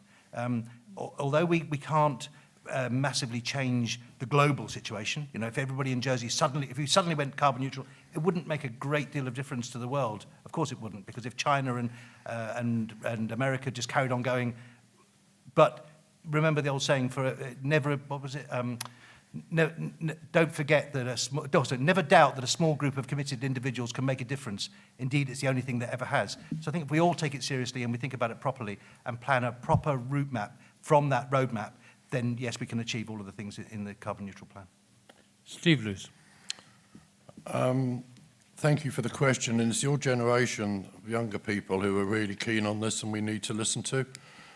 It's absolutely right. Things are not getting better. 6 years ago when I was minister, I introduced the targets for 2050. And in those short 6 years, we've got to a situation where we now have got a climate emergency. The States Assembly have accepted that, and we're setting ourselves a target for 2030. We know that there's two things we've got to do more. We've got to reduce the amount of oil we burn in houses to heat, and we've got to reduce the amount of fuel we use in cars, liquid fuel, whether that's diesel or petrol. That's not going to be easy. Whether we like it or not, we're going to have to help people to move to more electric vehicles. We're going to need to store power in batteries. That will mainly, hopefully, be used using wind technology because tidal's not coming on fast enough. The French are building a big wind farm just to the southwest of the Minkies at the moment.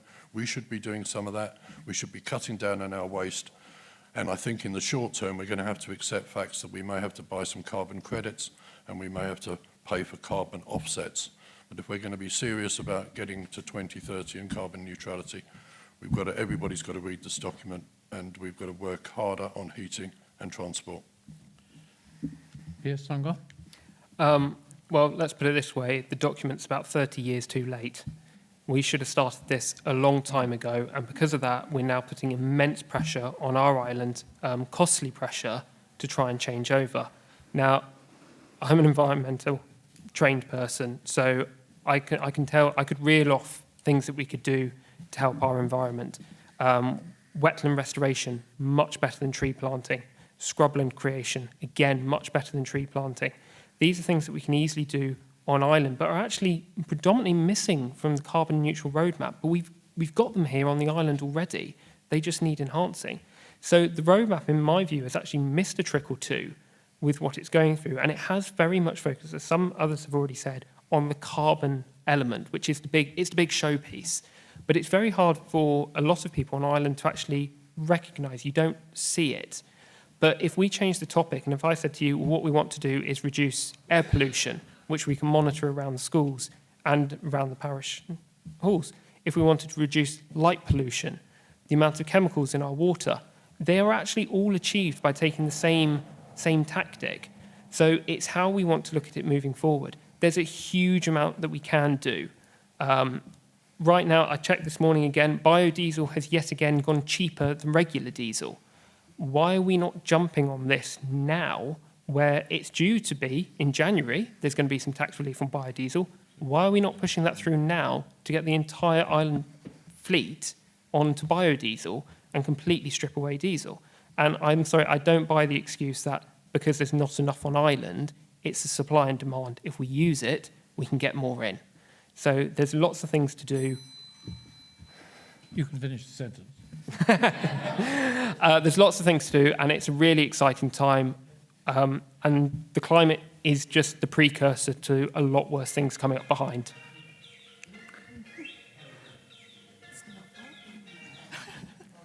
Great. Thank you for that. 8 out of 10 for ringtone. Rosemary. I have not read the carbon neutral roadmap. I do accept we have a problem, but I'd rather read it before passing any comment, if that's okay. Okay. The time is 10 to 9. There's not time to fit another whole question in, but what I thought would just to finish off would be to ask each of the deputies here the deputy aspirants here, to tell us in a couple of words what their first action will be when they've got a chance to do it in the States. Start with you, Rose. What my first? Positive action is planning to be, assuming you're elected. You must have thought of it. Well, no, not really, because what I've thought about is how you would get around getting the people to agree with you. What would I like to see done? Well, firstly, I want to make sure that the Samurai ward was reopened for stroke patients. Oh, I'm sorry. One of the first things I'd like to do is make sure that the Samurai ward was reopened for stroke patients. Okay. Guy, Defay? Well, it may not come as a surprise to tell you that I've been shouting from the touchlines for nearly a decade. And that has actually included writing down a number of full reports and propositions that in some cases I emailed to every state's member in the hope that someone would give it a go. None of them ever did. So I've got about half a dozen things stacked up, ready to go. I think the first one I would deal with is to switch stamp duty to the person who walks out of the Friday afternoon Royal Court with a big cheque instead of landing it on the buyer. Admittedly, first-time buyers don't have to pay stamp duty at the moment, but that's not the point. If Andium are selling a first-time buyer a house, Andium should pay the stamp duty. End of story. Who has the biggest cheque? Very simple. Caroline. Well, the easy one to say would be to reinstate the island-wide mandate.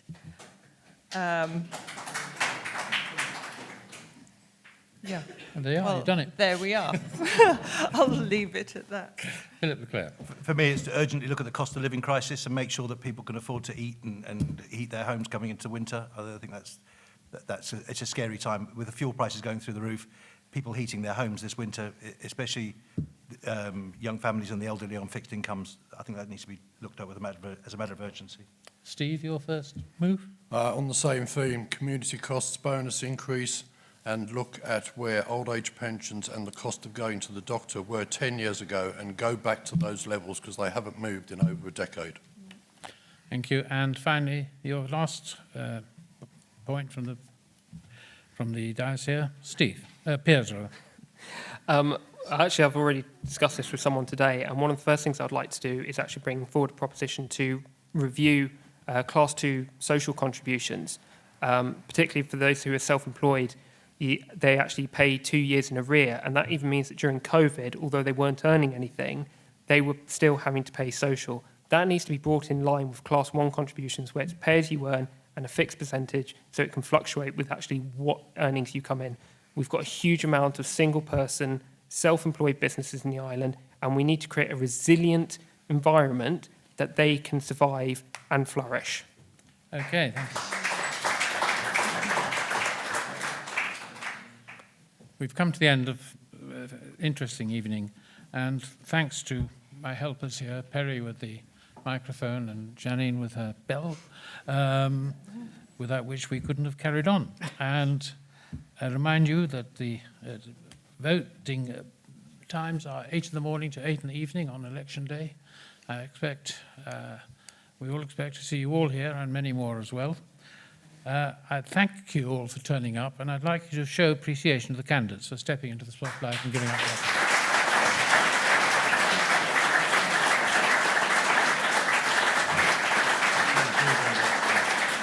Meanwhile, I wish well of the new constituency of St Martin's and Grouville, two parishes united by a common saint and split by one red band on their crest. Before we leave, ladies and gentlemen, we haven't officially got a constable, so as senior procureur, I have that position. I would like to thank Hamish for the past 2 nights when he's chaired the meeting, very well indeed, and I thank all the candidates for their contribution, and I hope you've decided who you're going to vote for. Thank you very much.